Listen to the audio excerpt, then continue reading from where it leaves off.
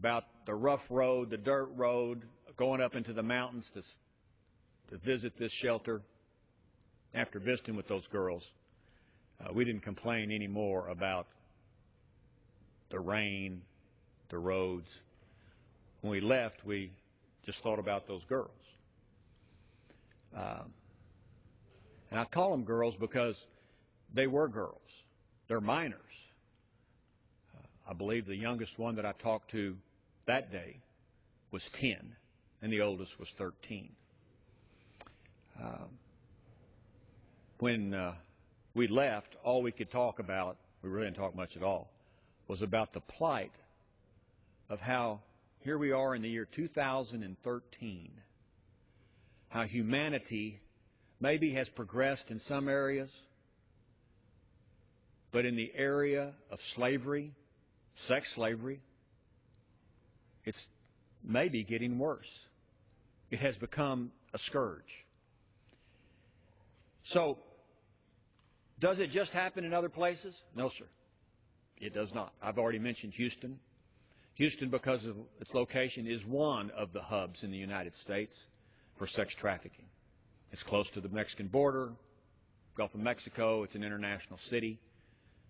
Young girls are brought there, and adult women, and trafficked to other parts of the United States. What happens? Well, the police will raid a prostitution ring, let's say, and they will arrest the trafficker, the pimp.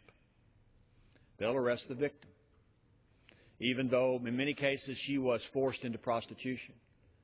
And they put the victim in the criminal justice system, usually the juvenile justice system, but it's still the criminal justice system. They go to jail. And here's one of the reasons why. And I'm not faulting the police, because, I mean, I know a lot of police officers, and a lot of them that work in this area. Tough assignment. But, Mr. Speaker, there's no place to put them. There's no place where that police officer can take that 12-year-old trafficking victim that has been forced into prostitution, either domestically or internationally. There's no place to put them at all.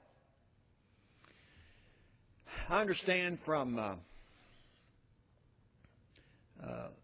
SPCA that there are about 5,000 shelters in the United States, animal shelters, 5,000, and that's great.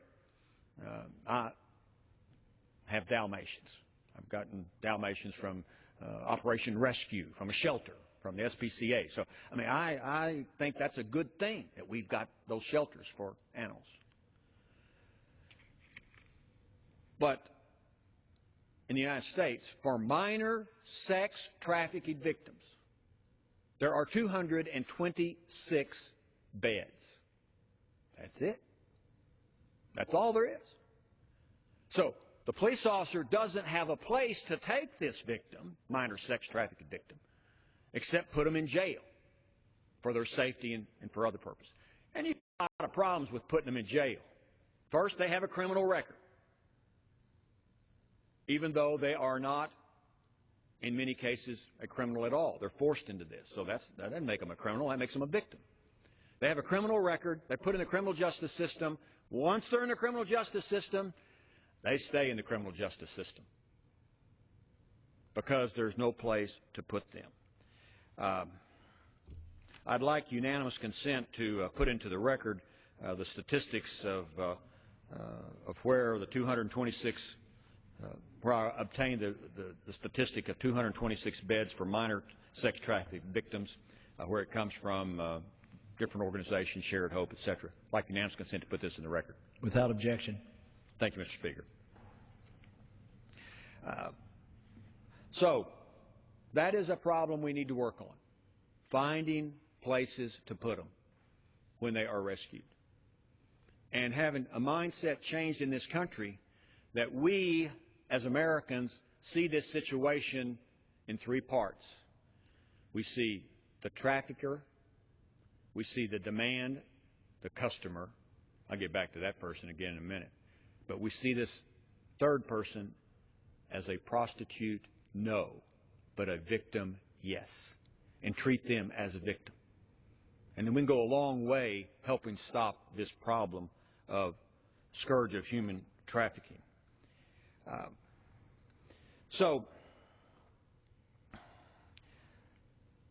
I've introduced legislation, bipartisan legislation, with Carolyn Maloney, Democrat. Carolyn Maloney's been working on this trafficking issue before I was ever in Congress. But we've introduced the End Sex Trafficking Act, along with Carolyn Maloney, as I said, Congresswoman Kay Granger from Texas, Rick Nolan, and Kristi Noem in the House. On the Senate side, it's bipartisan as well. Senator John Cornyn and Senator Amy Klobuchar have the same bill in the Senate. And what does it do? Well, let me mention this. The United States spent about $25 million in 2010 on domestic anti-trafficking. The United States spent $85 million on international efforts to stop human trafficking. Yes, there is more for international trafficking issues, helping those, than there are in the United States. $25 million. That is a number. But if you, in the big scheme of things, what is $25 million? Well, I understand a predator costs $25 million. The United States spent $25 million in teaching pottery classes in Morocco. About $25 million was given to Pakistan for their schools. I'm just saying how much $25 million is. It's not a lot of money. But that's how much money is spent in the United States in 2010 on this issue. And so what we want to do is to expand that amount of money. And I'll show you how we're going to do it without raising taxpayer money. But specifically talking about the End Sex Trafficking Act that we've introduced, here's what the federal law does. If a trafficker, bona fide human trafficker, gets caught, federal law is tough.